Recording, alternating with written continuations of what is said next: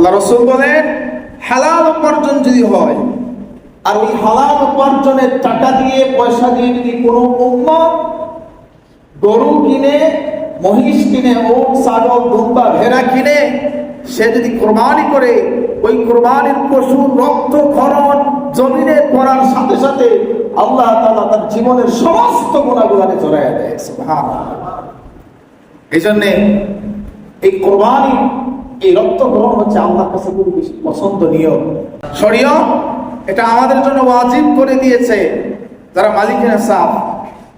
এটা অনেকে ভাবে যে যাকাতের সাথে সম্পর্কিত না, এটা যাকাতের সাথে সম্পৃক্ত নয়।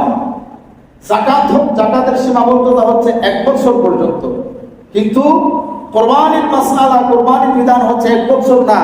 যেদিন কোরবানি হবে ওই দিন যদি আপনি সচ্ছল থাকেন, 10, 11, 12, 10 জিলহজ, 11 জিলহজ, 12 জিলহজ, এই 3 দিন যদি আপনার কোনো রকমের পিছু টান না থাকে, দুনিয়ার কোনো ঝামেলা না থাকে, আপনার বাচ্চা কাচ্চার পড়ালেখার খরচ, আপনার ঔষধের খরচ, আপনার পরিবারের খরচ, সমস্ত কিছু দিয়ে যদি আপনার কোনো পিছু টান না থাকে, আল্লাহ তাআলা আমাদেরকে কোরবানি কি করেছেন?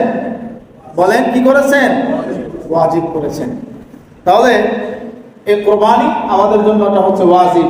এটা একদম পরিষ্কার হয়ে গেল, এটা আমাদের জন্য কি? ওয়াজিব।